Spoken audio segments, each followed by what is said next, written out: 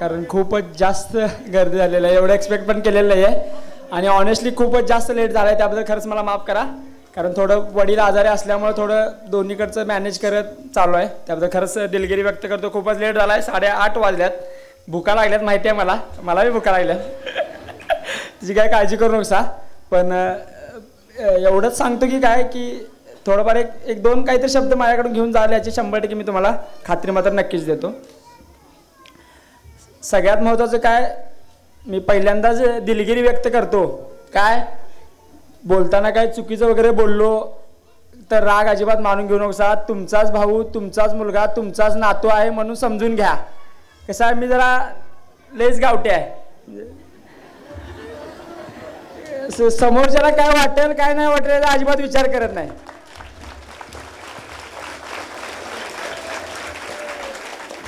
काय जे काय असेल ते रोखठोक बोलायचं आणि जे काय असेल ते खरं बोलायचं. काय आपल्याला खोटं काय बोलायला जमत नाही. तर सगळ्यात पहिला माझ्या UPSCच्या जर्नीबद्दल सांगतो. म्हणजे जे विद्यार्थी इथं आहेत किंवा जे काही पालक वगैरे ऐकायला इच्छुक आहेत त्यांना सांगतो.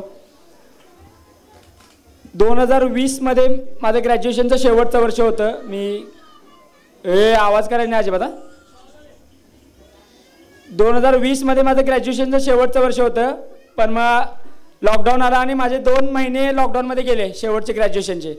त्यामुळे आता घरात बसून काय करायचं म्हणून 10वीच्या मार्कवर पोस्टाची नोकरी केली. पोस्टमन म्हणून जॉब करत होतो मी गंगापूरमध्ये. एक 10-11 महिने पोस्टमन म्हणून जॉब केले. 10,000 रुपये पगार मिळत होता. पैसे मिळत होते पण समाधान मिळत नव्हतं. मग भरपूर साऱ्या लोकांनी मला सांगितलं की सेंट्रल गव्हर्नमेंटची नोकरी आहे, कशाला सोडा लागलायस बघ जरा, कारण नोकऱ्या मिळेना झाल्यात. मग तेच की शेवटी माझं नेहमीच म्हणणं असतं की पैसे पण महत्त्वाचे आहेत, पण त्यातनं मिळणारं किंवा त्या नोकरीतनं मिळणारं समाधान पण खूप महत्त्वाचं आहे. पण ते समाधान मला कुठेतरी मिळत नव्हतं. सो ते समाधान शोधायच्या प्रयत्नामध्ये मी काय केलं, आता एप्रिल 2021 म्हणजे 31 मार्चला मी जॉब सोडला आणि एप्रिल 2021 माझ्या मंगळवेढ्याच्या मित्रासोबत आम्ही सोलापूरवरून दिल्ली गाठली. 2021 पुण्याचे एक उद्योगपती होते माझ्या, तो मंगळवेढ्याच्या मित्राचे आजोबांचा विद्यार्थी ते अजित शहा म्हणून होते पुण्याचे. त्यांनी मला क्लाससाठी 2,35,000 रुपये रोख रक्कम खात्यात कोणत्याही गॅरंटीशिवाय एका शब्दावर जमा केली. आणि माणसानं इतकं मोठं व्हावं की मदत केलेली विसरून जावी. त्या सरांना मी माझ्या रिझल्टच्या आधी मेसेज करून ठेवला आहे की सर असं झालं, मी 3 अटेम्प्ट दिल्यात आणि मी पहिला फेल झालो, दुसऱ्यामध्ये प्री निघाली झालं आणि माझं असं चालू आहे. आणि त्या सरांनी अजून पण मला रिप्लायच द्यायने. सांगायचा उद्देश काय की माणसाने एवढं मोठं व्हावं, मदत करावी आणि विसरून जावं. सो 2021 दिल्लीला गेलो. दिल्लीमध्ये एक क्लास लावला. क्लासची सगळी फी मॅनेज झाली होती. पोस्टातनं कमवलेलं 1,00,000 रुपये होतं. माझा एक मित्र माझ्यासोबत जॉईन झालेला कार्तिक, मुडशिंगीमध्ये BPM आहे वाटतं. तर मुडशिंगी ग्रामपंचायतीला एक विनंती आहे. मला सांगितलं कार्तियानं मेसेज करून जरा तुझ्या भाषणात येऊ दे म्हणून. मुडशिंगी ग्रामपंचायतीला एक कळकळीची विनंती आहे. सध्या पोस्ट ऑफिस भाड्याच्या खोलीमध्ये चालू आहे वाटतं. तर माझी एक कळकळीची विनंती आहे की काय त्यांना एक थोडीशी ऑफिशियल खोली वगैरे किंवा ऑफिशियल जागा वगैरे उपलब्ध केली तर खूप पोस्ट ऑफिसवर उपकार होतील असं मला वाटतंय. सांगितलेलं त्यामुळे काय जवळचा मित्र आहे, शेवटी कसं आहे मित्र आहे तर आपण आहे, नाहीतर काहीच नाही. त्यामुळं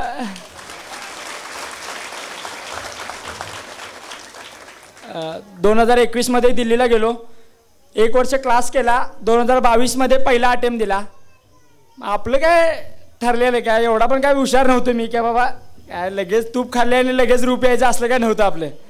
की आपल्या जर काय गावाकडच्या पोरांनी 3-4 अटेम्प्ट लागते ते असं कुठं डोक्यात ठेवूनच दिल्लीला गेलतो. मग पहिल्या अटेम्प्टमध्ये काय पास करण्याची काय गॅरंटी बी नव्हतीच आणि तसंच झालं. पहिली प्री उडाली, मग प्री काय पास झालो नाही.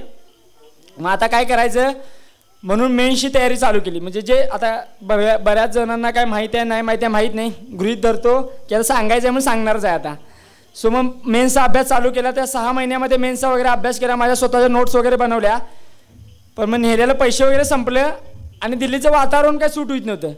लईच थंडी आणि लईच गरमी. मग आपल्याकडच्या पोरांना तिथे काय ते काय आपलं काय ते हे नव्हतं की भाग नव्हते काय. त्यामुळे परत पुण्याला यायचं ठरवलं. मग जानेवारी 2023मध्ये पुण्याला आलो. पुण्यात ज्ञानप्रबोधिनीमध्ये अभ्यास सुरुवात केली. काय त्यानंतर काय कोणते वगैरे क्लास वगैरे नाही लावले. 2023मध्ये पुन्हा दुसरा अटेम्प्ट दिला.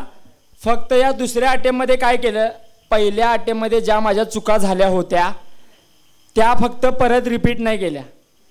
काय माणसामध्ये आणि जनावरामध्ये एकच फरक आहे. काय, जनावरं तीच चूक सारखी सारखी करते, माणसं काय फक्त त्या चुकीतनं शिकतात आणि तीच चूक परत करत नाहीत. माझा तुम्हीच ठरवा की माणूस व्हायचा आहे का जनावर म्हणून राहायचं आहे, ते तुमचं तुम्ही ठरवायचं. सो 23च्या अटेम्प्टमध्ये मी म्हणजे 22च्या अटेम्प्टमध्ये PYQ वगैरे ॲनालिसिस केलं नव्हतं, थोडं टेस्ट पेपर वगैरे सोडवले नव्हते, थोडं करंट अफेअर्स वगैरे वाचले नव्हते. सो 23च्या अटेम्प्टमध्ये ते सगळं वाचलं. 23ची प्री दिली, दोन्ही प्री निघाल्या, CSEची पण प्री निघाली आणि फॉरेस्टची पण प्री निघाली. मग काय प्री निघाली म्हणजे खुश झालतो. काय भारीच वाटते. काय जरा प्री निघायचं म्हणजे लईच आहे.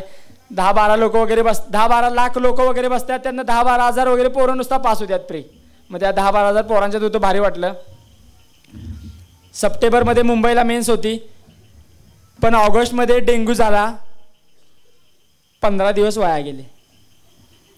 सो मग त्या 15 दिवसामध्ये की म्हणजे काय की म्हणजे माझा दादा नेहमी मला सांगायचा, अभ्यास जरा कमी झाला तर होऊ दे, खरी परीक्षेच्या काळात एवढा आजारी एवढा पडू नकोस. शेवटी झालं ते, आजारी पडलो, 15 दिवस गेले, मेन्स दिली. पण मग एक खंत मनाशी असत्या, काय की स्वतःला स्वतःची लायकी माहीत असत्या, स्वतःला आपण 100% त्या पेपरमध्ये दिल्यात का नाही दिल्यात हे आपल्याला कळत असते. सो मला त्यावेळी कळालं की मी माझं काय 100% द्यायला नाहीत. सो त्याचा रिझल्ट पण तसाच आला. नंतर रिझल्ट लागला, माझी काय मेन्स वगैरे निघाली नाही, एक 38 का 30-35 मार्कांनी माझी मेन्स राहिली. मग त्याच वर्षी नोव्हेंबर माझी फॉरेस्टची मेन्स होती. मग आधी परीक्षेला मी 100% दिलेलं नाही आहे हे माहीत होतं. मग यावेळी 50 दिवस होते. 50 दिवसामध्ये एवढंच ठरवलं काय की जे काय असं ना आपलं आपण प्रामाणिक राहून आपण प्रामाणिकपणे प्रयत्न करायचे, तर आपलं 100% द्यायचं आहे. सो फॉरेस्टचा अभ्यास केला, 2 नवीन ऑप्शनल होते, सगळा अभ्यास केला, खूप चांगलं गेलं. पेपर पण चांगले गेले. पेपर देऊन आल्यानंतर असं वाटलं की सिलेक्शनचं माहीत नाही पण मेन्स तरी नक्की निघेल असं वाटलं. खूप जास्त आशा लावून बसलेलो निकालाकडं की निकाल कधी एकदा येतोय.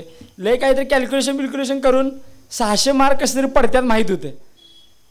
अंदाज पण तसाच निघाला. पण जानेवारी 2024मध्ये फॉरेस्ट मेन्सचा निकाल लागला. माझ्या 2 मित्रांचं सिलेक्शन झालं आणि आमच्या दोघांचं सिलेक्शन झालं नाही. खूप जास्त वाईट वाटलं. 15 दिवस कोम्यात गेलो. म्हणजे की खूप जास्त की लो फील होऊ लागलं, कारण ते रिझल्टशी म्हणजे रिझल्ट लागणार आहे, पास होणार आहे असं वाटत होतं, पास काय झालं नाही. मग खूप वाईट वाटायला लागलं. नंतर त्या मेन्सचा मार्क्स कळाले. कट ऑफ होता 608 मार्क, मला पडले होते 605 मार्क, म्हणजे 3 मार्काने कट ऑफ उडला. पण मग या अपयशातून मी काय शिकलो की बाबा दिल्ली काय आता लय लांब नाही आहे, ह्या रेषेच्या जरा लईच जवळ आलो आहे आणि 3 मार्क म्हणजे पुढच्या वेळी जरा चांगला दिला तर बाबा रेष क्रॉस करून पुढे जाऊ शकतोय. तो एक आत्मविश्वास त्या अपयशातून घेतलो. म्हणजे काय की नेहमी सगळे शिक्षक वगैरे सांगत असतात, त्यावेळी ते समजत नसते. अपयशी यशाची पहिली पायरी असत्या, का पायरी असत्या ते त्यावेळी समजले की बाबा त्यावेळी शिकलो की बाबा अपयश सांगते का यश काय लय लांब नाही आहे, खूप जवळ आहे, तुला फक्त अजून जरासे प्रयत्न करायचे आहेत. सो ते प्रयत्न करत गेलो. मग थोडंसं लो फील होतं. 15 दिवस वगैरे वाईट वाटत होतं, एकटं वाटत होतं. आता घरात सांगायचं तर सांगायचं कुणाला, काय आई काय शिकलेलीच नाही आहे आणि पप्पा 10वीपर्यंत शिकल्यात. मग त्यामुळे काय म्हणजे पण माझ्या आईकडे बघून मला एक नेहमी वाटतंय, आई माझी साक्षर जरी नसली, शिकलेली जरी नसली, पण शहाणी खूप आहे. म्हणजे जे असते ना की शहाणपणा आणि साक्षरतेचं काय रिलेशन आहे की नाही मला माहीत नाही, पण माझ्या आईच्या बाबतीत तर 100% नाही असं मला वाटतंय. सो ते असतं ना गावाकडं आपलं म्हणणं असते बघा, पोरं आमचा आईबाबा काय शिकाय नाही, त्यांचं लय आईबाबा शिकल्यात, तसलं काय नसते, नुसतं लाड आहे ते काय नसते. सगळी पोरं सारखी असतात. आपल्यात लात मारेल तिथं पाणी काढायची ताकद पाहिजे, काय बी करून दाखवू शकतो.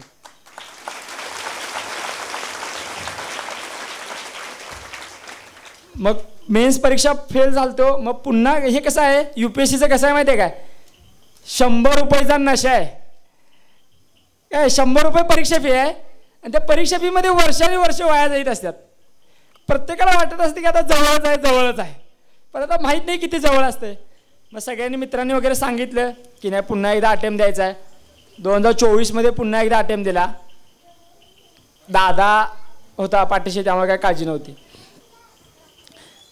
CSEचा मेन्सचा काय कट ऑफ जास्त मार्कांनी राहिलेला, त्यामुळे त्याचं काय होईल का नाही माहीत नव्हतं मला, त्याची काय गॅरंटी नव्हती. कारण फॉरेस्टचा कट ऑफ 3 मार्कांनी राहिलेला, त्यामुळे वाटत होतं की आता कसं तरी करून फॉरेस्टची प्री काढायची आहे.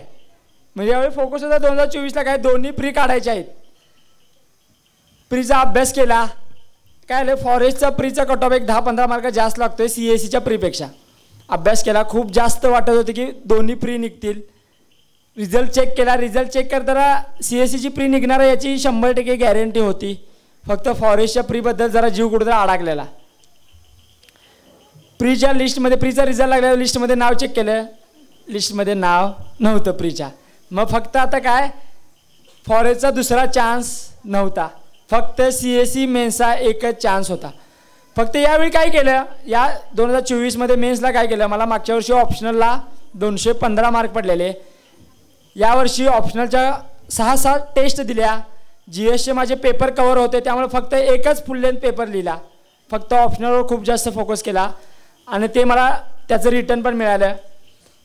ज्या दिवशी मेन्सचा निकाल लागला त्या दिवशी पप्पांना घेऊन DY पाटील हॉस्पिटलमध्ये PCNLची सर्जरी करायला. पप्पांची उद्या सर्जरी होती, दुसऱ्या दिवशी सकाळी घेऊन जायचं होतं. संध्याकाळी 5 वाजता निकाल लागला. सो मग काय हसायचं का रडायचं त्यावेळी समजतच ना. म्हणजे त्या गोष्टीला त्या काय असं असतं ना की खूप जास्त माणूस अडचणीत असला आणि त्यावेळी जास्त आनंदी क्षण असले की कळतच नसते. सुखाचं काय आणि दुःखाचं काय हेच काय कळत नसते. सो तेवढं भारी वाटलं. म्हणजे काय ते आनंद घरी जास्त असतं की खूप जास्त भारी वाटलं असतं, पण मग ते आनंद साजरा करणं त्यावेळी काय हेच नव्हता. मग पप्पांची सर्जरी झाली. मग 10 डिसेंबरला वगैरे रिझल्ट लागला, 10-12 डिसेंबरला. आणि 20 डिसेंबरला मुलाखतीचं शेड्यूल बाहेर पडलं. मग कुणाची कधी शेड्यूल आहे मुलाखत आहे ते कळतंय. मग त्यावेळी असं कळालं की माझी 20 जानेवारीलाच मुलाखत आहे. मला अरे गंडलो वाटायला लागले आता, कारण महिन्याभराचाच पिरियड होता आणि त्या महिन्याभराच्या पिरियडमध्ये UPSC सारख्या परीक्षेच्या इंटरव्ह्यूची तयारी करायची म्हणजे आपण कधी काय केलेलं नाही आहे, आपल्याला कधी काय माहीत नाही आहे. सो ती करायची म्हणजे जराशी भीती होती. पण माझ्यासोबत खूप जवळचे आणि खूप चांगले मित्र होते. एक निशांत देशमुख नावाचा मित्र होता नगरचा, आणि कोमल फडतरे नावाची मैत्रीण होती बारामतीची. त्यांनी दोघांनी इंटरव्ह्यू दिलेले. त्यामुळे त्यांनी ठेच म्हणजे त्यांना जरा माहीत होतं. म्हणजे जरा कसं की ते म्हणतात ना पुढच्याच ठेच मागच्या शहाणा. मग ते जरा शहाणपण त्यांच्याकडून घेत गेलो का बाबा तुमच्या काय चुका केल्यात, तुम्ही काय चुका केल्यात, मी काय करायला पाहिजे, मी काय नाही करायला पाहिजे. आणि त्यांचं नेहमी असं म्हणणं असायचं काय की माणूस कमी वेळामध्ये जास्त इफेक्टिवली जास्त प्रभावीपणे अभ्यास करतोय, हे त्यांचं नेहमी म्हणणं असायचं. झालं तसंच. 5 जानेवारीला पप्पांचं परत ऑपरेशन झालं. पप्पांना ICUमधून बाहेर काढलं आणि मी परत दिल्लीला गेलो. दिल्लीमध्ये खूप जास्त थंडी होती, खूप म्हणजे खूप जास्त थंडी होती. दिल्लीमध्ये माझ्या मित्राच्याच कॉलेजच्या रूमवर राहिलो. इतके चांगले मित्र मिळाले. 5 जानेवारीला मी दिल्लीत होतो. 20 जानेवारीपर्यंत मी स्वतःचं जेवलेले ताटही सुद्धा त्यांनी मला धुवू दिलं नाही. का गार पाण्यात हात घालशील परत आजारी पडशील या भीतीने त्यांनी मला पण ताट धुवू नाही दिलं. सो मग मित्र असावे तर असावे. त्या ना मित्र वनव्यात गारव्यासारखा असतोय हे जे म्हणणारी जी उक्ती आहे त्या उक्तीचा मला पदापदाला पावलोपावली मला त्याचा एक हे होत होता, प्रसंग घडत होते. 20 जानेवारीला निकाल लागला. परत पुण्याला आलो लगेच. पप्पांना दवाखान्याला वगैरे घेऊन जायचं होतं. मग फेब्रुवारीचा महिना पूर्ण गेला. मार्चमध्ये आता पप्पांनी म्हटलं की आता रिझल्टचं काय होतं आहे माहीत नाही, कारण UPSC जरा अनसर्टन आहे, पास होतोय नाही होते काहीच गॅरंटी नसत्या. म्हटलं पप्पांनी आता काय परत पुढच्या अटेम्प्टचा ते म्हटल्यासारखं 100 रुपयाचा नशा आहे, परत पुढच्या अटेम्प्टची तयारी करायची. हा इथून काय आता मागं जायचं सगळं धोक आपल्याला होतं. करायचं तर आपल्यालाच करायचं, नाही तर नाही. काय शेवटी जॉब करायचंच आहे. मग मन काय कुठं शांत राहू देत नव्हतं. आता इंटरव्ह्यूपर्यंत आलो आहे, आता जवळ आहे वाटायला लागलेलं. परत एकदा अभ्यास करायला चालू केला. मार्च परत अभ्यास केला. पप्पांचं परत क्रिएटिन वाढायला लागलं म्हणून परत कोल्हापूरला गेलो, गावाला गेलो.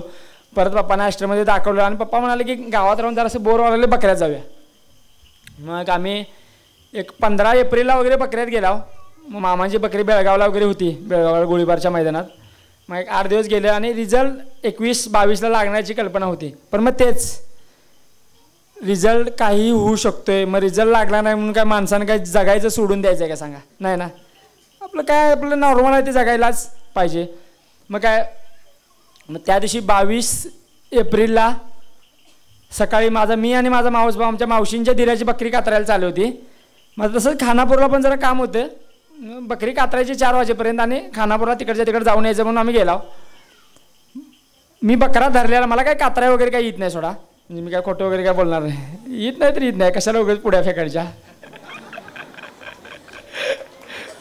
उगाच येते म्हणून गोळा म्हणत काय पॉईंट नाही, येते तरी येते, काय नाही. दूध काढले, पिलासनी दूध पाजले, सगळं केले, खरं लवकर काय कातरा येत नाही आपल्याला काय. मग त्या दिवशी मी मेंढा धरून उभा राहिलो, खानातच होतो. माझा मावस भाऊ कातराला एकट्याला आवरत नाही म्हणाला, जरा मोठाच्या मोठा होता. मग मी शिंग धरून उभा राहिलो. तो माझ्या मित्राचा फोन आला, त्या नगरच्याच माझ्या मित्राचा फोन आला बरोबर 2:30 वाजता. रिझल्ट लागलाय आणि तुझं 551 रँक आलाय.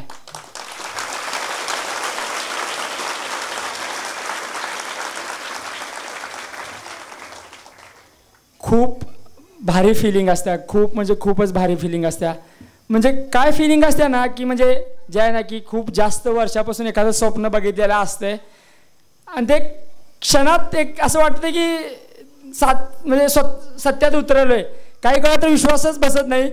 परत म्हणजे असलं मग विश्वास कधी बसायला लागला की खूप जास्त पोरांचे फोन यायला लागले. मोबाईलचा पण किस्सा आहे की मोबाईल हँग होऊन गेला, पण मग हँग होण्यामागचं कारण एवढं होतं, मग रिझल्टचं लागला. मग त्यानंतर खूपच म्हणजे आयुष्याला खूपच जास्त कलाटणी पडली. 4 व्हीलरमध्ये कधी बसून माहीत नव्हतं, खूप जास्त 4 व्हीलर घ्यायला यायला लागल्या, साहेब इकडे या, साहेब तिकडे या. त्यामुळे खूपच जास्त आयुष्य बदललं. आणि मला असं वाटतं की प्रत्येक विद्यार्थ्यानं आयुष्यातल्या या क्षणाचा आनंद नक्की घ्यावा असं मला वाटतंय. खूप चांगली फिलिंग असत्या. स्टेजच्या त्या पलीकडे होऊन मी सुद्धा ऐकलेले आहेत भाषणं, पण स्टेजच्या इकडे येऊन बोलण्याची जी मजा आहे थोडीशी तिकडे जराशी कमी आहे, इकडे जराशी जास्त असं वाटतंय. सो विद्यार्थ्यांनी इकडे येऊन बोलण्याचा आनंद घ्यावा असं मला वाटतंय. अजून एक किस्सा सांगायचा राहिला. 10 मार्चला 11 वाजता लायब्ररीतनं परत येताना मोबाईलवर असं चॅटिंग करत चाललेलो रस्त्यातनं. मागणं आलीत आणि 2 व्हीलरवाली मोबाईल घेऊन गेलीत हातातनं हिसकावून. आणि तिथनं पळत मोबाईल नंबर काय आधीच्या लोकांच्यासारखं आम्हाला काय पाठ नव्हतं, सगळे सेव्ह करून ठेवलेले. एक बी नंबर पाठले, घरच्यांचं 2-3 पाठ होतं, खरं घरच्यांशी फोन करू काय, घरी सांगावी नव्हतं मोबाईल चोरीला गेलाय. घरला सांगितलं तर दादा शिवा देणार, त्यामुळे घरात सांगावी नव्हतं. घरात एवढं सांगितलं काय, मोबाईल बाद व्हायला लागला घरात माहीत होतं, मोबाईल बंद पडला एवढं सांगितलं घरात.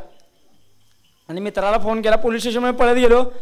तिथनं मित्राला कुठल्याच्या त्याच्यावरनं फोन करून रूमवर जाऊन मित्राला फोन करून त्याला बोलवून घेतलं 2 व्हीलरनं. एका पोलीस स्टेशनमध्ये गेला. मग त्यांनी म्हणाले की अशी ऑनलाईन वेबसाईट आहे, त्या वेबसाईटवर तुमची तक्रार नोंदवा आणि जावा म्हणाले. तासभर पोलीस स्टेशनच्या बाहेर बसला, आमची का वेबसाईटच ओपन व्हायला नाही. आता म्हटलं एकदा मोबाईल गेला, म्हटलं आता गणलं म्हटलं सगळं. मोबाईल गेलेल्याचं दुःख नव्हतं, कारण डॉक्युमेंट लई महत्त्वाची होती मोबाईलवर, त्याचं लई दुःख झालं. मग दुसऱ्या दिवशी माझ्या मित्रांनो वगैरे असते ना, एखादा मित्र असतोय बघा, त्यांचं जरा कॉन्टॅक्ट असतं जरा चांगलं, इकडे तिकडे जरा PI ला वगैरे फोन फिरवलं. दुसऱ्या दिवशी परत त्याच पोलीस स्टेशनमध्ये गेलो. मग दुसऱ्या दिवशी मात्र आम्हाला एकदम जरा चांगली ट्रीटमेंट दिली, बसून वगैरे आमची FIR वगैरे घेतली. मग ट्रॅकिंगला वगैरे टाकलाय. आता ट्रॅकिंगला वगैरे टाकलाय तिथं पोलिसांची रिस्पॉन्सिबिलिटी संपते. आता तो ट्रॅक पण झाला पाहिजे.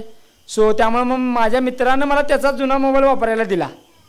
सो मग तेच की पावलापावलाला खूप चांगले मित्र घडत गेले. आणि बाकी काय हेच की म्हणजे या यशातनं शिकायचं इतकंच काय की माणूस कितीही मोठा झाला तर आपलं मातीसोबतचं जे नातं आहे ते विसरायला नाही पाहिजे. फक्त या यशातून एवढाच प्रयत्न करतोय की काय हरभऱ्याच्या झाडावर न चढता जमिनीवर पाय ठेवून चालत गेलेलं चांगलं असं वाटायला लागले.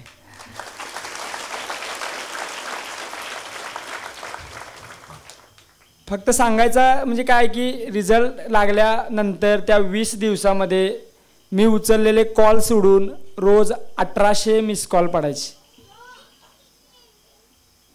सो मोबाईल म्हणजे ते आता इतका हँग झाला की मला कधी कधी असं व्हायचं की मला कुणाला तरी फोन लावायचा आहे. आता कधी फोन यायचं थांबत्यात आणि ते मी कधी एकाला फोन लावते असं व्हायचं. सो मलाच फोन लावायला 10 मिनटं थांबावं लागायचं आणि मग मी पोराशी फोन करायचो काय व्हायला लागले काय नाही विचारायसाठी. मग ते झालं. मग त्यानंतर काय मला एका व्यक्तीनं येऊन नाव घेणार नाही iPhone 16 Pro सुद्धा दिला मला. साहेब घ्या तुम्हाला तुमचा मोबाईल खराब झाला आहे. एका व्यक्तीने येऊन 50,000 सुद्धा दिले की घ्या तुमच्या मिरवणुकीला वगैरे तुमच्या स्वखर्चाला वगैरे घ्या. पण मग तेच की पण काय हे पैसे वगैरे काय आयुष्याला पुरलेले नाही आहेत. तेच शेवटी सांगतो की म्हणजे काय नाही म्हणणं माणसाला लय अवघड असते, कारण मी वयानं लहान आहे, समोरच्या व्यक्ती खूप मोठ्या असतात, आपल्याला अजून काय शिकलेलं नाही आहे, तिने लय पावसाळा बघितलेला असला तर नाही तर म्हणायचं कसं कसं तरी मी नाही म्हणा नाही कुणाला तर सांगून नाही म्हणून त्यांचा मोबाईल त्यांचे ते 50,000 रुपये त्या व्यक्तीला त्यांना पोच केले की साहेब ज्यावेळी मला 100% पैशांची गरज लागेल तेव्हा 100% तुमच्यावर फोन करून पैसे मागणार, पण आत्ता नको. सो ते त्यांचे पैसे परत दिले. सांगायचा उद्देश इतकाच की काय माहीत नाही आयुष्यामध्ये पुढं काय होणार आहे मला माहीत नाही, सध्या करू शकतोय, सध्या करतोय, तर सध्या प्रामाणिक राहायचा प्रयत्न करतोय एवढाच.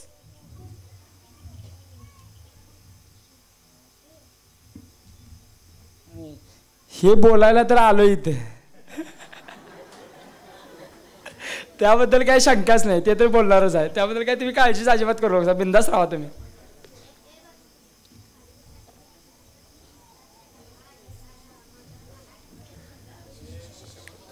हे झालं माझ्या UPSCच्या जर्नीबद्दल. तर मी थोडंसं सांगतो.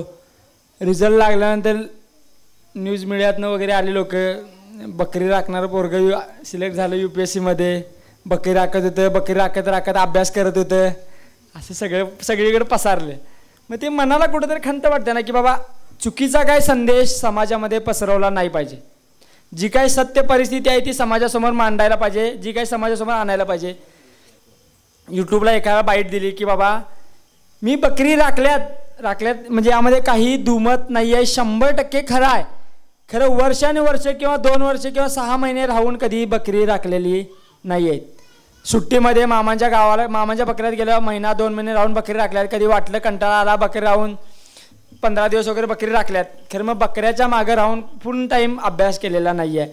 ज्या वर्षी 2021ला प्रिपरेशन चालू केली त्यावेळीपासून पुण्यात आणि दिल्लीमध्ये राहून अभ्यास केला आहे. अभ्यास करताना मी क्लाससुद्धा केला आहे. सांगायचा उद्देश इतका आहे. आणि क्लास करण्यामागचा एक मी हेतू सांगतो, म्हणजे नेहमी मी जे बोलतोय ना यूट्यूबच्या शॉर्टसारखं करू नका की सांगायचं मुद्दा राहिला मागच आणि जे सांगितलेलं आहे ते पडद्यावर, बाकी असले काय करू नका. त्याच्या मागचा एक हेतू समजून घ्या. माझा क्लास लावण्यामागचा हेतू इतकाच होता की जे क्लासला पैसे मला लागणार होते, जे की मी तुम्हाला आधीच सांगितले की 2,35,000 रुपये अजित शहाने माझ्या खात्यावर जमा केले. 1,00,000 रुपये माझ्या खर्चाला लागलेले मी पोस्टाच्या जॉबमधून मिळवलेले. सो पैशाची जी अडचण होती ती दूर झालेली होती. फक्त अडचण काय होती, दिल्लीत जाऊन शिकायचं होतं. आणि एक गमतीची गोष्ट सांगतो जी की मी अजून सांगितलेली नाही आहे. मी दिल्लीला क्लास केला आहे खरं आहे, पण त्यात मूर्खाचं कारण म्हणजे हे आहे की मी दिल्लीत जाऊन ऑनलाईन क्लास केला आहे. हे अजून मी कुठं सांगायला होतं काय की काय खोळ्यात अरे काय डोसक्या पडले काय तिथं जाऊन ऑनलाईन कोण करते. त्यामुळे मग सांगायचा उद्देश इतकाच की तुम्ही कुठेही क्लास करू शकताय, ऑनलाईन करू शकता, ऑफलाईन करू शकता. शेवटी क्लास लावायचा नाही लावायचा हा डिस्क्रिप्शन तुमच्या पालकांचा, तुमची घरची परिस्थिती काय आहे, मागं कमवणारं कोणी आहे की नाही, या सगळ्या गोष्टींचा पुरेपूर विचार करून तुम्ही या सगळ्यांनी याच्याबद्दल निर्णय घ्यावा असं मला वाटतंय. मी करू शकतोय तर तुम्हीही करू शकताय, पण मी फक्त पडद्यावरचा कलाकार आहे, पडद्यामागचे कलाकार भरपूर आहेत. जसं की माझा मोठा भाऊ, त्याला PSI व्हायचं होतं पण घरच्या परिस्थितीमुळं आर्मीमध्ये भरती झाला. पण भाऊ एकदम भक्कमपणे खंबीरपणे पाठीशी उभा राहिला. मग त्याच म्हणजे भावा म्हणजे एवढं काय म्हणजे मोठेपणा काय असतोय ना, दादाला एवढं माहीत होतं काय ना काहीतरी 100% करून दाखवण्याची दादाला मात्र खात्री होती. UPSC किंवा MPSC किंवा काय ना काय कसली तरी पोस्ट करणार याची मात्र दादाला 100% खात्री होती. त्यामुळे बिंदासपणे मदत करत होता. माझा मित्र अक्षय सोळंकर म्हणून मला फोन यायचा, अरे काय पैसे आहेत काय, मग मी त्याला म्हणा आहेत की. फोन ठेवला की खात्यावर मग मला मेसेज यायचा 4,000 has been credited to your account.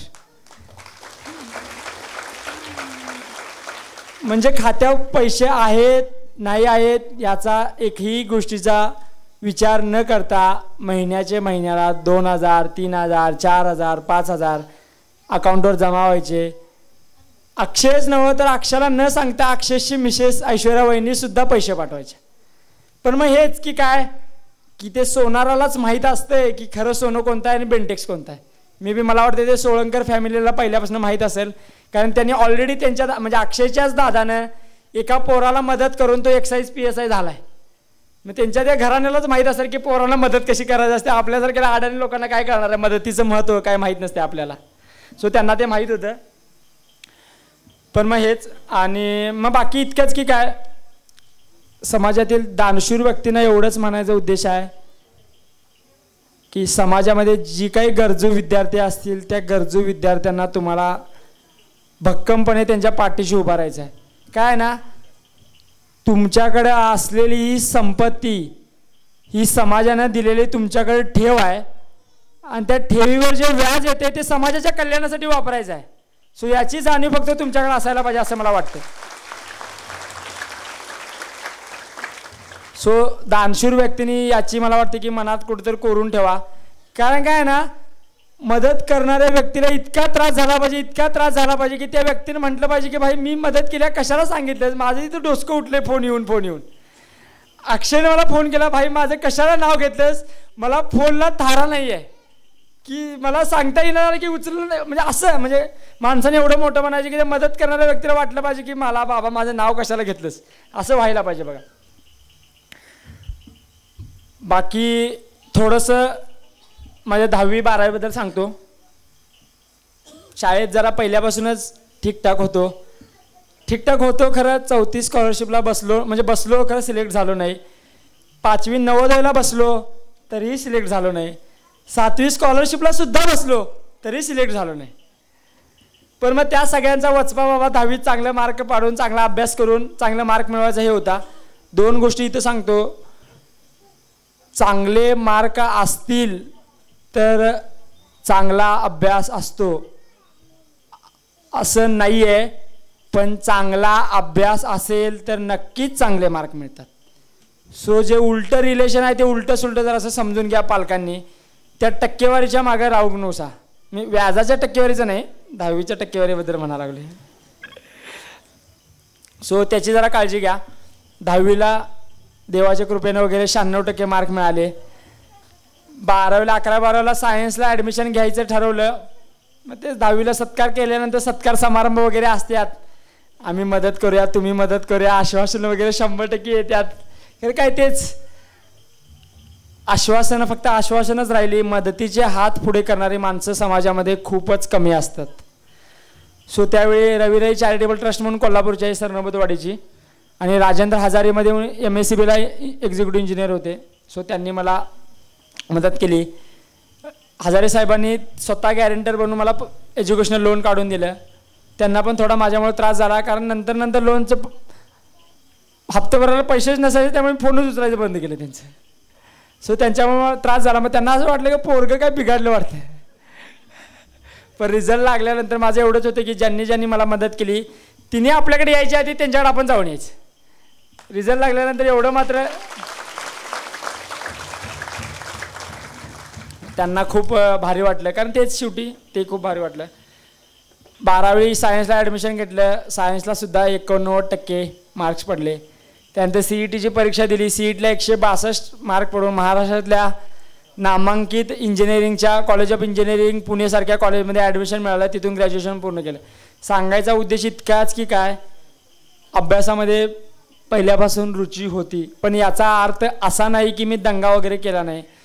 हायस्कूलमध्ये प्राथमिक शाळेमध्ये सगळ्यात जास्त मी मार खाल्ला असेल आणि माझा एक चुलत भाऊ आहे ते आर्मीमध्ये आहे, त्यानं मार खाल्ला असेल.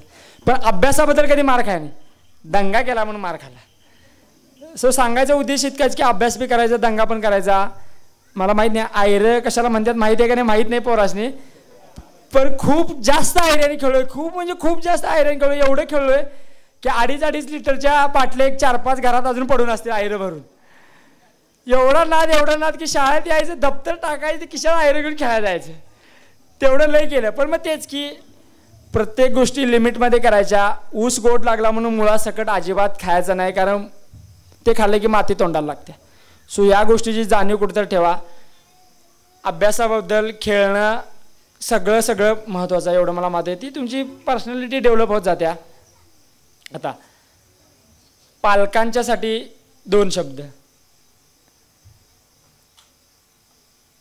काय असते, पालकांना वाटत असते की म्हणजे मी काय थोडंफार माझ्या आयुष्यामध्ये काही केलं नाही किंवा मी कुठंतरी कमी पडलो, माझ्या मुलगीनं काहीतरी करावं असं त्यांना वाटत असते. यामध्ये काही चुकीचं नाही आहे, पण मुलाची आवड कशात आहे आणि तुम्हाला त्याला काय लावायचं आहे, या दोन्ही गोष्टीचा समन्वय साधला पाहिजे असं मला वाटते. नाही ते पोराला करायचे असते 11वी-12वी, पप्पा म्हणते डिप्लोमाला घाली, असं का व्हायला नको. दोन्ही गोष्टीचा समन्वय कुठेतरी साधला पाहिजे. तुमच्या असलेल्या इच्छा आकांक्षा मुलांच्या वर लादायला नाही पाहिजेत असं मला वाटतंय. कारण संपत्ती महत्त्वाची नसून संतती महत्त्वाची आहे असं मला वाटतंय. सो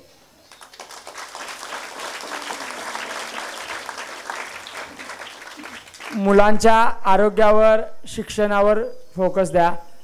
इंग्लिश मिडियमलाच पोरगं घातलं तर हुशार होते आणि मराठी मिडियममधनं पोरगं हुशार होत नाही असलं काय नाही आहे. मी सुद्धा मराठी मिडियममधून 10वीपर्यंत शाळा शिकलो आहे. त्यामुळे जे काय मनात न्यूनगंड असतील पालकांच्या, आणि त्यातल्या त्यात मी जिल्हा परिषदच्या शाळेत 7वीपर्यंत शिकलो आहे. सो कधीही कमीपणा वाटला नाही आहे. पण मग एवढंच की काय, मराठीमधून इंग्लिशमध्ये ट्रान्सलेशन व्हायला थोडा त्रास होतो. पण मग ते त्रास जे टोचणारे काटे असतात ते काटे आपण काढायचे असतात. दुसऱ्यानं काढायला लागले की जरा जास्त त्रास होते. सोशल तसं काटे काढत गेल्याला जरा बरं असते. सो त्यासाठी प्रयत्न करत गेलो. सो पालकांनी तेवढं लक्षात ठेवावं. आणि बँकेत पैसे ठेवून सरळ व्याज घेण्यापेक्षा पोरांच्या शिक्षणावर आणि आरोग्यावर खर्च करून चक्रवाढ व्याज घेतलेलं कधीही चांगलं असतं असं माझं वैयक्तिक मत आहे. सो त्या गोष्टीचा कुठेतरी पालकांनी मला वाटतं की थोडंफार जाणीव राहू दे त्यांच्या मनाशी. ज्या पोरांची आत्ता 10वी झाल्या आणि जे पोरं माझ्या यशाकडे बघून एकदम असं एकदम पिटून उठल्यात, त्या पोरांच्या आणि त्या पालकांच्यासाठी 10वी झाल्यानंतर 11वी-12वी करायची, ITI करायचा, डिप्लोमा करायचा किंवा अजून काही करायचं, हे तुमच्या शिक्षकांचं आणि तुमच्या पालकांचं यांचा वैयक्तिक निर्णय आहे. फक्त एवढंच म्हणायचं आहे मला की काय, पुढं UPSC काहीतरी करायचं आहे म्हणून आत्ता 11वी-12वीचं आयुष्य तुमचं म्हणजे ते थोडं डिस्टर्ब करू नकोसा. जे काय सध्या काय करायचं आहे ते प्रामाणिकपणे करा. कसं आहे की प्रेझेंटमध्ये जगलेलं चांगलं असते. फ्युचरची फक्त जाणीव असायची. फ्युचरच्यासाठी प्रेझेंट खराब करून घ्यायचं काही पॉईंट नाही आहे. सो 10वीच्या पोरांनी तेवढं लक्षात ठेवायचं की तुम्हाला आत्ता काय करायचं आहे. कसं आहे, सगळं एकदम खायचं म्हटलं की पोट बिघडते. सो जरा खायचा प्रयत्न करा. एकदम तोंडात ते जाईत बी नाही आणि ते पचत बी नाही. सो त्याची जाणीव घ्या. ज्या मुलांची आत्ता 12वी झाल्या त्या मुलांना सांगतो, कॉम्पिटेटिव्ह एक्झामिनेशनची तयारी करायची असेल तर ग्रॅज्युएशनच्या 2nd इयरपासून किंवा ग्रॅज्युएशनच्या 3rd इयरपासून ज्या काही बेसिक गोष्टी असतील NCERT वगैरे वाचायच्या म्हणा त्या स्टार्ट करू शकताय असं मला वाटतंय. म्हणायचा उद्देश इतकाच की माझ्या आयुष्यातला टर्निंग पॉईंट काय होता तर COEPला ॲडमिशन मिळवणं, म्हणजे महाराष्ट्रातल्या नामांकित अभियांत्रिकी कॉलेजमध्ये ॲडमिशन मिळवणं माझ्या आयुष्यातली टर्निंग पॉईंट होता. सो सांगायचा उद्देश इतकाच की ग्रॅज्युएशन करताना चांगल्या नामांकित कॉलेजमधून ग्रॅज्युएशन करा. कारण ते कॉलेजचं कल्चर असते, कॉलेजचं ॲटमॉस्फिअर असते, ज्या ॲटमॉस्फिअरमुळे तुमची पर्सनॅलिटी डेव्हलप होत असते. सो या गोष्टीकडे गांभीर्याने थोडंसं लक्ष द्या. चांगलं कॉलेज मिळवायच्याकडे थोडा भर द्या. कुठल्या पण गावठी कॉलेजमधून ग्रॅज्युएशन करू नकोसा. कारण त्या गोष्टी करून तुमच्या पर्सनॅलिटीमध्ये एवढा काय भर पडत नसतो असं मला वाटतं.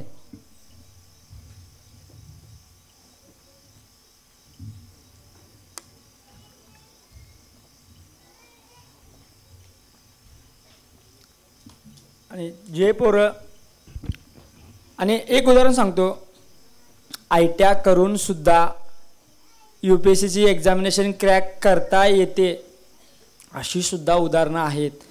सो एक काय माहिती का, आजकाल समाजामध्ये काय वातावरण पसरले माहिती काय, 11वी-12वी करायला मी जरासं कॉलेजला टाईट असते आणि ITI करणाऱ्या पोरांनी वाटत जायला आम्ही काय कामाचेच नाही वाटत असं वाटत असते. असं काहीही नसतंय. इंजिनिअरिंग करणाऱ्या इलेक्ट्रिकल इंजिनिअरिंग करणाऱ्या पोराला लाईट गेल्यावर कशामुळे लाईट गेलेली असते हे माहीत नसते, ते ITI इलेक्ट्रिशियन केलेल्या पोराला माहीत असते. तो सांगायचा उद्देश एवढाच की कमीपणा कोणत्याही कामात मानायचा नाही. 10वी झाल्यानंतर 10वीच्या सुट्टीत मी सुद्धा ट्रॅक्टरवर कामाला गेलोय, मी सुद्धा इटा भरल्या, मी सुद्धा शेणखत भरले. सांगायचा उद्देश इतकाच की कमीपणा कोणत्याही गोष्टीत वाटून घ्यायचा नाही आहे, अजिबात कमीपणा वाटून घ्यायचं नाही. सफाई कर्मचाऱ्याचं पण काम तितकंच महत्त्वाचं आहे आणि ग्रामसेवकाचं पण काम तितकंच महत्त्वाचं आहे. प्रत्येक कामाचं महत्त्व आहे. तो व्यक्ती त्या दिवशी नसेल तर त्या व्यक्तीला खूप जास्त डिमांड असते. बघा की सफाई कर्मचारी 2 दिवस गावातनं गायब होऊ दे, नाही त्याला 1000 फोन आले तर बघा साहेब वास आलाय केवढा या की लवकर. सो प्रत्येकाचं काम महत्त्वाचं असतंय. काय प्रत्येकाला तितक्याच सन्मानानं तुम्ही बोलवलं पाहिजे, तितक्याच सन्मानानं त्याला रिस्पेक्ट दिला पाहिजे, एवढंच मला म्हणायचं आहे. आणि जे विद्यार्थी सध्या MPSC करत आहेत किंवा UPSC करत आहेत किंवा कोणत्याही कॉम्पिटेटिव्ह एक्झामिनेशनची तयारी करत आहेत त्या विद्यार्थ्यांसाठी कसं आहे, म्हणजे आमच्यासारख्या यशस्वी झालेल्या पोरांची भाषणं ऐकून लोंढच्या लोंढ पुण्यात वगैरे यायला लागल्यात, पण त्या पोरांना थांबायचं कधी आणि बाहेर कधी पडायचं हेच कळालेलं नाही आहे.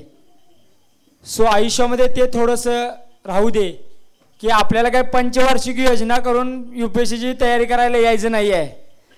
सो UPSC किंवा MPSC बाहेरसुद्धा जग आहे या गोष्टीची कुठेतरी तुमच्या मागं जाणीव राहू दे असं मला वाटतंय. आणि जे म्हणजे पहिला UPSC करणाऱ्या मुलांना सांगतो, माहीत नाही कोण करते नाही करते माहीत नाही, पण माझी खूप जास्त मनापासून इच्छा आहे. मला आज बोलायला बोलवलं आहे. उद्या मुडशिंगीतला एक 5-6 पोरं UPSCमध्ये सिलेक्ट झाले म्हणून त्यांचा सत्कार करायला मला बोलवायला पाहिजे असं मला वाटतंय.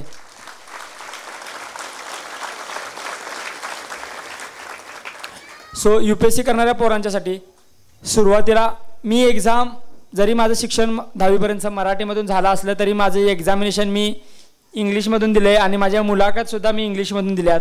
जे माझे प्रॅक्टिस मॉक असतील ते तुम्ही यूट्यूबवर वगैरे बघले असतील. आणि क्लासवाले म्हणजे कसलाच भारी फंडा केला सांगतो तुम्हाला. रिझल्ट लागले भेटायला एक मेलवर मेल येतोय, कॉंग्रॅच्युलेशन साहेब आणि तुमचा दिलेला जो मॉक इंटरव्ह्यू आहे ते आम्ही यूट्यूबवर टाकणार आहे आणि 24 तासाच्या आत तुम्ही आम्हाला जर मेलवर रिप्लाय केला नाही सा तर तुमचा होकार आहे असं आम्ही समजणार आणि यूट्यूबवर टाकून देणार. त्यामुळे आमचा होकार आहे लकार आहे काय माहीत नाही तरी यूट्यूबवर सगळ्यांनी टाकून दिले. आता माहीत नाही केवढं चांगलं बोललं नाही बोललं माहीत नाही, कसं तरी मोडकं तोडकं बोललो आहे. आपले सांगायचा उद्देश इतकाच की मी ग्रॅज्युएशनच्या 3rd इयरपासून प्रिपरेशन थोडंसं NCERT वगैरे वाचायला चालू केलं UPSCच्या पोरांच्यासाठी. सुरुवातीला माझं इंग्लिश एवढं चांगलं नव्हतं. सो इंग्लिशमधले जे NCERT वाचायला गेले ते इंग्लिशमधल्या अवघड शब्दांचे अर्थ मराठीमध्ये त्या पुस्तकावर लिहून घ्यायला चालू केले. असं पुस्तकांची एक फेरी वाचून झाली. पण त्यानंतर माझ्या मित्रांनी सांगायला चालू केले की तू एक्झाम इंग्लिशमधून देणार आहेस आणि तू मराठीमधून अर्थ लिहून घ्यायला लागलास तर तुला कसं उपयोगाला पडणार. मग मी मेरियम वेबस्टरची डिक्शनरी डाउनलोड केली. तीच पुस्तकं जी मी आधी वाचली होती ती सुद्धा परत वाचायला चालू केली. त्या इंग्लिशमधल्या अवघड शब्दांचे अर्थ इंग्लिशमध्ये लिहून घ्यायला चालू केले. सो ते एक थोडं फॅमिलियर होत गेलं इंग्लिशच्या लँग्वेजसोबत. ती जी भीती होती इंग्लिशची, रोज न्यूजपेपर इंग्लिश वाचायला चालू केलो, ती इंग्लिशची भीती कमी कमी होत गेली. नंतर अशी सिच्युएशन झाली की इंग्लिशमध्ये माझे विचार मांडणं सोपं होऊ लागलं आणि मराठीचा पेपर आम्हाला UPSCला असतो तो देणं म्हणजे लय अवघड वाटायला लागलं. सो त्यावेळी शब्द मी मराठीतले जे माझं BAचं वगैरे जे मित्र असते त्या पोरांना फोन करून विचारू लागलो, ह्या त्या सस्टेनेबल डेव्हलपमेंटला मराठीत काय म्हणतात, मग ते शाश्वत विकास, क्लायमेट चेंजला काय म्हणतात, मग वातावरणीय बदल वगैरे असले शब्द त्यांच्याकडे विचारून घेऊ लागलो. कारण तिथं पण आम्हाला ते पास केल्याशिवाय ते बाकीच्या पेपरमध्ये किती टॉप केलं असलं तर ते मिनिमम मार्क तुम्हाला मराठीमध्ये पडायलाच पाहिजेत. म्हणजे महाराष्ट्रातल्या पोरांसाठी, कर्नाटकातल्या पोरांसाठी कन्नड असेल किंवा बाकीच्या जे राज्याची भाषा असेल त्यांना जी पाहिजे असेल ते. सो सगळं ते इंग्लिशची भीती निघून गेली. मग सुरुवातीला NCERT वाचल्या आणि काय ना UPSCला लागणारी एक ठराविक पुस्तकं आहेत. सगळी पोरं तीच पुस्तकं वाचतात. मी काय वेगळी पुस्तकं वाचायला नाहीत, माझी काय वेगळी काय अशी काय बुक लिस्ट नाही आहे. सगळी जी पोरं सांगायला लागली की नाही साहेब तुमची बुक लिस्ट एवढी द्या. माझ्याकडे अशी काही जादूची छडी नाही आहे की जी पट्टणकोडीत मी द्यावी आणि बाबा पट्टणकोडीतले एक 25-30 पोरं सिलेक्ट व्हावीत. पण 100% सिलेक्ट कधी होणार? त्यांच्या प्रामाणिक कष्टातनं मात्र 100% सिलेक्ट होणार. हे मात्र 100% खरं आहे. सो बुक लिस्ट कोणत्याही एका UPSCमध्ये टॉप 10मध्ये आलेले पोराचा बुक लिस्टचा व्हिडिओ तुम्ही बघा. तीच बुक लिस्ट आहे काय, फक्त 19 पीस इकडचं तिकडचं जरासं. सो ते तुम्ही रीड करा. आणि UPSCमध्ये फंडा एवढाच आहे की जे तुमचे UPSCचे PYQ असतील, प्रिलिमचे असतील किंवा मेन्सचे असतील, तेच तुमचं भगवद्गीता किंवा तेच तुमचं बायबल आहे. ते तुम्हाला माहीत असायला पाहिजे की बाबा त्यामध्ये काय विचारलं आहे, काय विचारणार आहेत, काय विचारायचं नाही.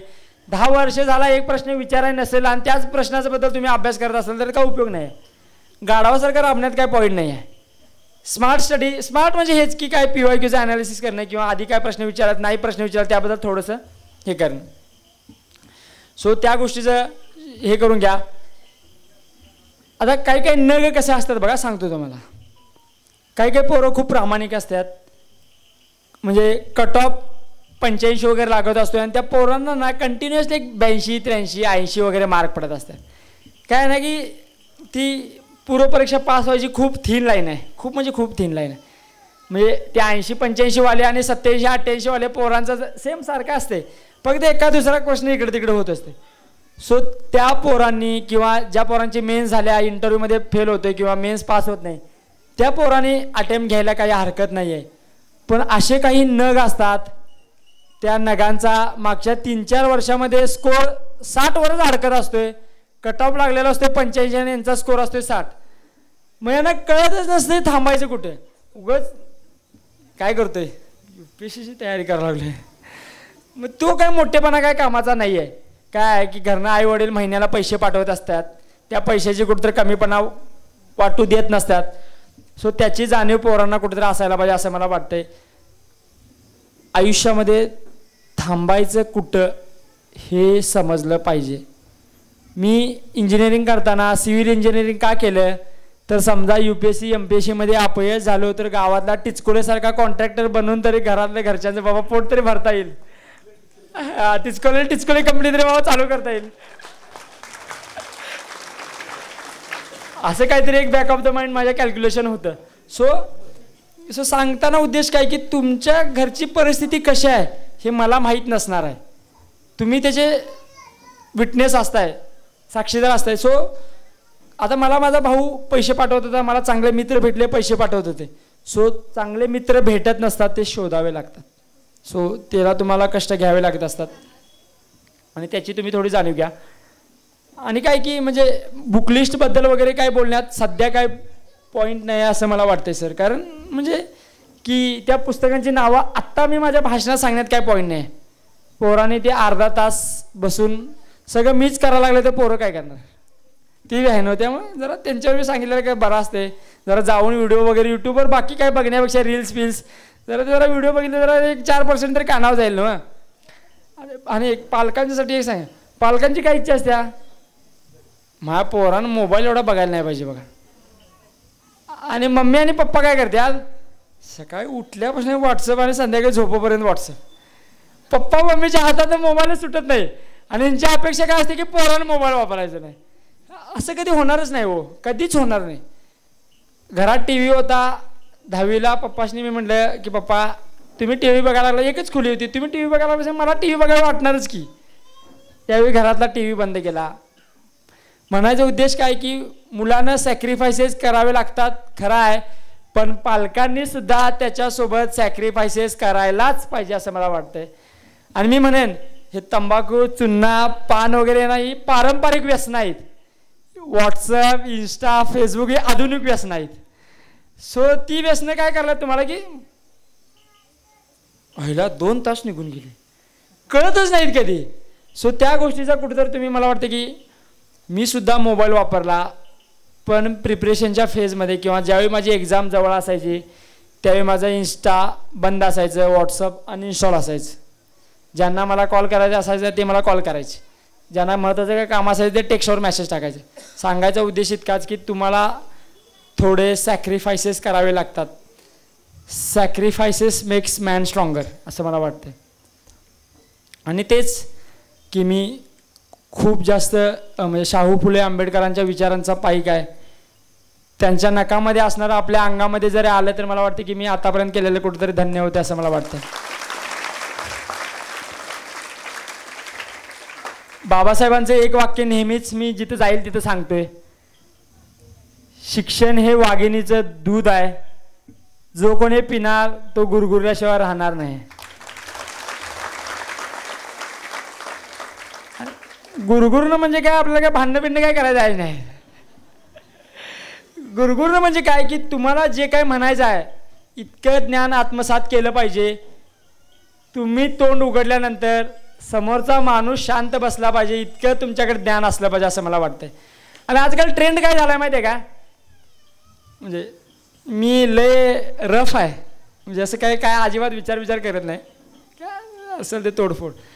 कसा ट्रेंड झाला आहे, बाबासाहेबांची जयंती आहे, फुल दारू पिऊन यायचं, फुल डीजे लावायचा. अहिल्याबाई होळकर जयंती आहे, फुल डीजे लावायचा, फुल नाचायचा. काय काळजी करायची नाही, गल्लीत पेशंट आहेत नाहीत काय काळजी करायची नाही, बिंदास डीजे वाजवायचा. अहो पण बाबासाहेब त्या फोटोमध्ये, त्या व्हॉट्सअपच्या गाण्यात, स्टेटसमध्ये नाही आहेत हो. बाबासाहेब पुस्तकांच्यात आहेत. ती स्टेटसला ठेवणाऱ्या पुस्तकाने बाबासाहेब कधी वाचलेच नाहीत.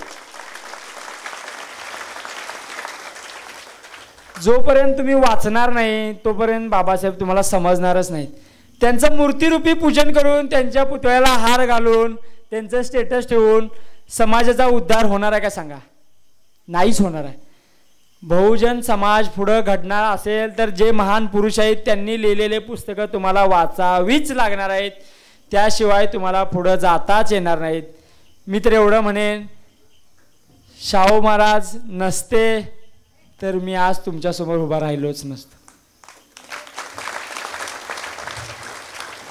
कारण त्याच शाहू महाराजांनी पालक आपल्या विद्यार्थ्याला शाळेत लावून देत नाहीत म्हणून दंड ठोठवायला चालू केलं. आणि आजकालचे आपले पालक जाऊन शिक्षकाला सांगतात, माझ्या पोराला मारलंस का तू? असलं काय करू नकोसा. काय विद्यार्थी दशेत असताना दगडासारखा असतोय, आणि त्या दगडाला मूर्तीमध्ये जर रूपांतर करायचं असेल तर शिक्षकाला छन्नीचे घाव घालावेच लागतात. पण त्या छन्नीचे घाव घालताना त्या शिक्षकाला सुद्धा इजा होत असतात. हे कुठं पालकांना दिसत नसते असं मला वाटतंय. म्हणजे पोराला मारायला शिक्षकाला काय आनंद होत नसतो, शिक्षकाला सुद्धा वाईट वाटत असते. फक्त एवढंच काय की म्हणजे मी तरी काय की मारायला पाहिजे बाबा, या गोष्टीचा मी तरी समर्थक आहे. पण त्याला हात मोडूस पतर, पाय मोडूस पतर, रागात येऊस पतर असलं काय मारू नकोसा. काय की मारून मारून मोंड करू नकोसा. कसं आहे की शहाण्याला शब्दाचा मार आणि मूर्खाला काठीचा मार. काही त्या मूर्खाला केवढे बी काठी मारला काय फरक पडत नाही. मोंड करू नकोसा, पोराशने मोंड करू नकोसा. डोळं वटारलं की पोरगं शांत बसलं पाहिजे, एवढी भीती असली पाहिजे डोळ्यात. पप्पा आमचं मारायचं नाहीत, लांब नाही दिसले की घरात पळायचं, एवढी भीती असली पाहिजे बघा. म्हणजे की आणि काय ना, चोर पोलीस, आई वडिलांचं काम काय असते हो, चोर पोलिसाचा खेळ खेळायचा असते. पप्पा पोलीस बनत असतील तर आईला जरा असं नरम होऊन थांबायचं असते. आई जरा वांड व्हायचं असेल तर पप्पाला जरा शिस्त बनत असते. दोघांनी बी वांड व्हायचं नाही आणि दोघांनी बी नरम व्हायचं नाही. एका दिवशी ह्याने वांड व्हायचं, एका दिवशी त्याने नरम व्हायचं. उंदीर मांजराचा खेळ चालूच ठेवायचा असते. काय पोराला घडवायचं असेल तर आपण थोडं मोठं इकडे तिकडे करत काहीतरी पुढे करत जायचं असते. की काय गाडीची चार चाकीची चारही चाकं चांगली असणं गरजेचं आहे. एक जरी चाक पंक्चर झालं तर गाडी पुढे जात नाही. ही चाकं हीच असतात. एक चाक आपण असतोय, दोन चाकं आई वडील असतात आणि चौथं चाक शिक्षक असतात. सो त्यांच्यासोबत त्यांनी जे काय सांगतील ते सांगत पुढे जायत असते. बाकी अजून काय बोलायचं आहे काय नाही. म्हणजे काय आहे की कधी कधी काय होते की बोलता बोलता ते काय भावनेच्या भरात राहून जाते. मग अजून काय बोलायचं असेल तर मला काय बोलायला काय कंटाळा नाही. हां थोडंसं सांगतो इंटरव्ह्यू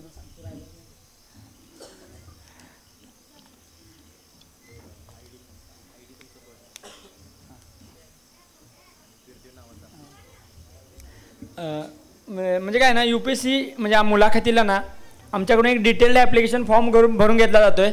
आणि त्या ॲप्लिकेशनमध्ये तुमचा छंद काय आहे हे प्रत्येकाकडून मेन्शन करून घेतल्यात. आता मी बकरी राखलेली आणि मला ते बकऱ्यात जाऊन जरा भारी वाटायचं म्हणून मी शीप अँड गोट रिअरिंग म्हणून माझी हॉबीज मेन्शन केलेली. वाटले तरी माझी ती डॅफ असेल तर मी सोशल मीडिया व्हायरल करावं मला काय जे आहे ते काय करण्यात पॉईंट नाही. सो आता माझं नाव जरा लई युनिक आहे. म्हणजे बिरदेव नाव अख्ख्या लिस्टमध्ये कुणाचंच नव्हतं. सो एकटाच होतो बिरदेव. सो त्यामुळं सुरुवात सगळीकडनं केली ती. म्हणजे अभ्यास करताना तुमच्या नावाचा अर्थ काय आहे, मग नावाचा अर्थ सांगताना आम्हाला सांगायला लागायचं की विठ्ठल बिरदेव आमचं कुलदैवत आहे. मग विठ्ठल बिरदेव आहेत कोण, तिथल्या पॅनलला दिल्लीत तर माहीत नाही ना की विठ्ठल बिरदेव आहेत कोण. मग ते सांगायला लागायचं विष्णूचं इन्कार्नेशन आहे, शिवाचं इन्कार्नेशन आहेत, हे सगळा अभ्यास केला. मग काही वेळा सांगायचं की मग बाबा ते हळद आणि भंडारा यातला फरक काय, मग भंडाऱ्याचं महत्त्व काय, की मी जे माझ्या व्हिडिओमध्ये सांगितलेलं आहे. आमच्या गावात अजून बी आहे की जे काय सांगणार खरं सांगणार, भंडाराला हात लावलं की खोटं अजिबात बोलणार नाही. ठीक आहे, जे काय आहे ते आहे की काय ना. प्रत्येकाचं काय शेवटी प्रत्येक समाजानं एखाद्या गोष्टीला दिलेलं ते महत्त्व आहे. समाजानुसार त्या व्यक्ती किंवा त्या गोष्टी बदलत असतात. काही ट्रायबल कुटुंबांच्यामध्ये तलवार खूप महत्त्वाची आहे, काहींच्यामध्ये तबला खूप महत्त्वाचा आहे. मग ते प्रत्येकानुसार होत असते. आपण पण थोडंफार त्या आदिवासी जातीमध्येच मोडतोय. त्याबद्दल मला काही कॉन्ट्रोवर्शियल स्टेटमेंट वगैरे करायचे नाहीत आणि उद्या उगाच आली त्याच्यावर आली आहे नको. जे काही न्यायालयीन लढा चालू आहे तो लढा चालू ठेवायला पाहिजे. शेवटी न्यायालयाच्या वर किंवा संविधानाच्या वर अजिबात आपण नाही आहे. जे काय संविधान आपल्याला देईल त्यानुसारच आपल्याला जायचं आहे. यष्ट्या वगैरे पेटवून जाळपं वगैरे करून त्यात काय पॉईंट नाही. की शेवटी काय आहे ना, मी लोकांना एवढं सांगेन. हां, ते इंटरव्ह्यूच्या आधी सांगतो, काय जरा विसरून जाते जरा बोलता बोलता. सो मग ते हॉबी वगैरे केले आणि मग इंटरव्ह्यू का पूर्ण सांगत नाही. एका चेअरमननी मला विचारलं की हां so your hobby ship and गोट रेअरिंग. मग त्यांनी मला विचारायला चाललं केलं की मग शेळी दूध किती देत्या. 300-400 ml वगैरे देता. मग किती वेळा दूध काढता सा, 2 वेळा दूध वगैरे काढता. मग ते म्हणाले की मग आपल्याकडच्या शेळींचं दूध जरासं कमी आहे, मग त्या दूध वाढवायला वगैरे काय करायला पाहिजे. मग सानेन गोट म्हणून स्वित्झर्लंडचे गोट फेमस आहे दुधासाठी. मग सांगितले तिच्यासोबत जरा क्रॉस ब्रीडिंग वगैरे करून आलं तर दूध वगैरे वाढू शकते. आणि त्यांनी मला ॲक्च्युली इंटरव्ह्यूचा हे काय खोटं नाही. आता तो व्हिडिओ व्हायरल होत नाही, नाही तर तुम्हाला वाटेल की खोटं सांगायला लागले. ठीक आहे, आता वाटलं तर काय करूया, ते काय करता येईल नाही. त्यामुळं मग त्यांनी मला विचारलं की मग आजकाल डॉक्टर शेळीचं दूध का रिकमेंड करायला, म्हणजे पेशंटला का शेळीचं दूध प्या असं काय सांगायला लागल्यात. मग मी त्यांना सांगितले की शेळी कसं खूप जास्त मेडिसिनल प्लांटचा पाला खाते आणि तो मेडिसिनल प्लांटचा जो मेडिसिनल कंटेंट आहे तो शेळीच्या दुधामध्ये उतरवतोय आणि त्यामुळे ते शेळीचं दूध वेगवेगळ्या रोगांवर किंवा वेगवेगळ्या उपचारांवर उपयोगी पडतं. त्यामुळे डॉक्टर्स आजकाल शेळीचं दूध रिकमेंड करायला लागले. सांगायचा उद्देश इतकाच की काय, जो मी छंद होता तो मी आयुष्यभर जपत आलेलो होतो, त्यामुळे मला ही उत्तरं देता आली असती. जर मी तिथं खोटं बोललो असतो तर मला तिथं त्यांना खुळ्यात काढायला काय जास्त वेळ लागला नसता. सो जे काय करायचं आहे ते प्रामाणिक राहून करायचं आहे, एवढंच मला म्हणायचं आहे. आणि काय बोलतो म्हणाल तुम्ही, विसरलो की.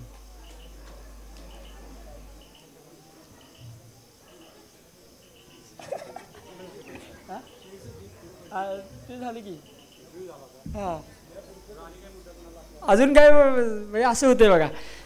तुम्हाला लक्षात राहिलं, माझ्या कशा लक्षात राहील. अजून काय राहिले का बघा. म्हणजे काय नाही बघा, UPSCचा जो ऑफिशियल इंटरव्ह्यू असतोय तो यूट्यूबवर बाहेर पडत नाही. जे काय तुम्ही माझे यूट्यूबवर बघितले ते प्रॅक्टिस मॉक आहेत, म्हणजे सराव एखाद्या क्लासमध्ये वगैरे जाऊन सराव केलेला असतोय. म्हणजे बाबा कसं असते काय असते माहीत करून घ्यायसाठी. सो ॲक्च्युअल इंटरव्ह्यू ना, म्हणजे ॲक्च्युअल इंटरव्ह्यू आणि क्लासच्या इंटरव्ह्यूमध्ये खूप जास्त फरक असतो. ॲक्च्युअल इंटरव्ह्यूमध्ये गेल्यानंतर या सर बसा, पाणी घ्या, सर तुम्हाला चहा वगैरे काय पाहिजे का, म्हणजे ते इतकं कम्फर्टेबल करतात की पाठ करून आलेले उत्तरच विसरून जाते पोरगं. मग ते एवढं कम्फर्टेबल करतात की जे काय खरं आहे ते काढून घ्यायचा प्रयत्न असतो. खोटं सगळं ते दारात विसरून गेलेलं असतं, बघूनच भीती वाटत असते कारण मार्क मिळणार असतात. सो काय आणि काय ना, एक्झामची तयारी मराठीतून सुद्धा करता येते, कन्नडमधनं पण करता येते. जे कॉन्स्टिट्यूशनच्या 8व्या शेड्यूलमध्ये ज्या लँग्वेजेस आहेत त्या लँग्वेजमध्ये सुद्धा प्रिपरेशन करता येते. मुलाखत सुद्धा मराठीतून किंवा त्या लँग्वेजमधून देता येते. Language is just a medium of expression, म्हणजे तुम्हाला तुमचे विचार मांडायचे ते एक माध्यम आहे. फक्त मराठीतनंच दिलं म्हणजे फक्त इंग्लिशमधनं दिलं तरच यशस्वी होते असं काही नाही. मराठीमधनं, इंग्लिश, कन्नडमधनं, तेलुगू, तमिळमधनं सुद्धा झालेली पोरं आहेत. सो असं काही कमीपणा नाही आहे. तुम्हाला जे भारी वाटतंय त्यातनं तुम्ही द्यायला पाहिजे असं मला वाटतंय. आणि सांगायचा उद्देश इतकाच की काय, जरी माझ्या यशाकडे बघून तुम्हाला प्रेरणा मिळते चांगला आहे, जरी यश हे सोन्याच्या चकाकीसारखं वाटत असेल तर त्यामागं सुद्धा खडतर प्रवास आहे. चकाकी दिसत असेल तर त्यामागचा खडतर प्रवास सुद्धा तुम्ही बघायला पाहिजे असं मला वाटत आहे. आणि या दोन्ही गोष्टींचा पुरेपूर विचार करून तुम्ही आयुष्यामध्ये पुढे जायचा प्रयत्न करायला पाहिजे. आणि काय हो, आयुष्य हेच असते, कसं तरी काय आपण 4 दिवसाचं पाहुणं आहे, कसं तरी करून आयुष्य जगायचं आहे. फक्त आयुष्य जगताना कुणाचं वाईट चिंतायचं नाही आहे, कुणाचं वाईट करायचं नाही आहे. आई मला नेहमी एक सांगायचं, लोकांचं आधी चांगलं होऊ दे, त्याच्या पाठोपाठ माझं चांगलं होऊ दे. सो लोकांचं लुबाडून खाऊन काही जास्त दिवस टिकत नाही. जे काय असेल ते प्रामाणिकपणे राहावा, गुण्यागोविंदान राहावा. आता कालचा ते विमानाचा ॲक्सिडेंट बघितला असा, होत्याचं नव्हतं व्हायला 1 मिनिटसुद्धा लागत नाही. सो आयुष्य असंच झालं, असे असूपर्यंत आनंदानं मदत करत राहावं एकमेकांना. खेकड्यासारखे एकमेकाचे पाय वडू नकोसा, तर एकमेकांना पुढं राहावा, एकमेकांच्या खांद्यावर घेऊन. मी कमी पडत असेल तर जो चांगला पोरगा आहे त्याला कुठेतरी पाठबळ द्या.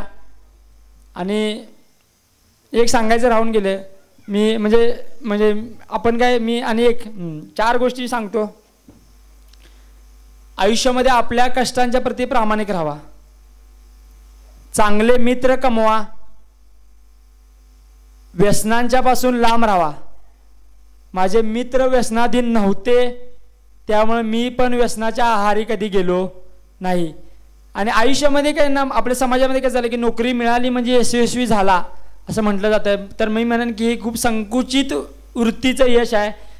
आयुष्यामध्ये निरोगी राहणं आणि बिनव्यसनी राहणं ही खूप मोठी यशस्वी पायरी आहे असं मला वाटतंय.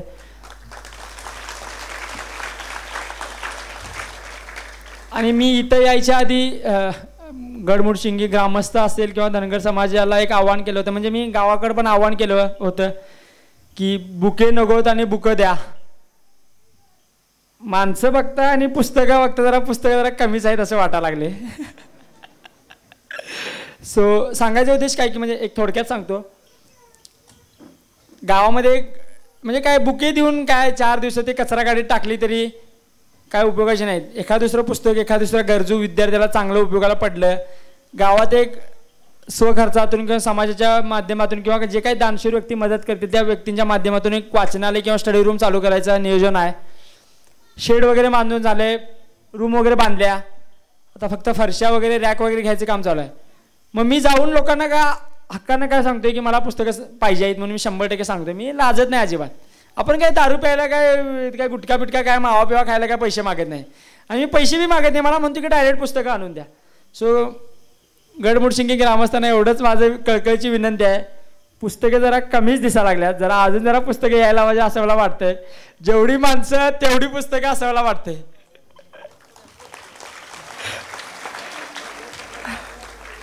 सो मला वाटतं की ॲक्च्युली 9:30 वाजल्यात आणि खूप जास्त आणि काय आहे ना म्हणजे लोकांनी डोक्यावर घेण्याचं कारण इतकंच की काय दिसतं या सगळ्यात तर आपुलकी दिसत्या. सर्वसामान्य माणसांना आपलाच पोरगा, आपलाच भाऊ, आपलाच नातू कोणतरी यशस्वी झाला आहे, कोणतरी सिलेक्ट झाला आहे असं वाटतंय. सो भविष्यात सुद्धा गडमुडशिंगीतून खूप जास्त अधिकारी बाहेर पडावेत. त्या अधिकाऱ्यांचा सत्कार करण्याची संधी मला गडमुडशिंगी ग्रामस्थांनी द्यावी, त्यांच्या सत्काराला मला बोलवावं. मग मला त्यावेळी वाटेल की बाबा गडमुडशिंगीत येऊन मी बोललो आणि त्या गोष्टीचं कुठेतरी सार्थक झालं. मला त्यावेळी वाटेल की बाबा एक 4 विद्यार्थ्यांचा सत्कार करून गेल्यानंतर मला असं वाटेल. त्यावेळी असं व्हायला पाहिजे की गडमुडशिंगी ग्रामस्थांनी जास्तीत जास्त जिप्सी आणायला लागायला पाहिजे. एक 20 जिप्सी रस्त्याला लागायला पाहिजेत की बाबा ती मिरवणूक आता कधी असं संपायलाच नाही पाहिजे असं व्हायला पाहिजे. सो खूपच छान कार्यक्रम ऑर्गनाईज केला आणि मला काय फॉर्मॅलिटी वगैरे आवडत नाही, पाहुणं म्हणून घ्यायला पण आवडत नाही. पण एवढंच काय की प्रशासनामध्ये जायचा हेतू इतकाच की काय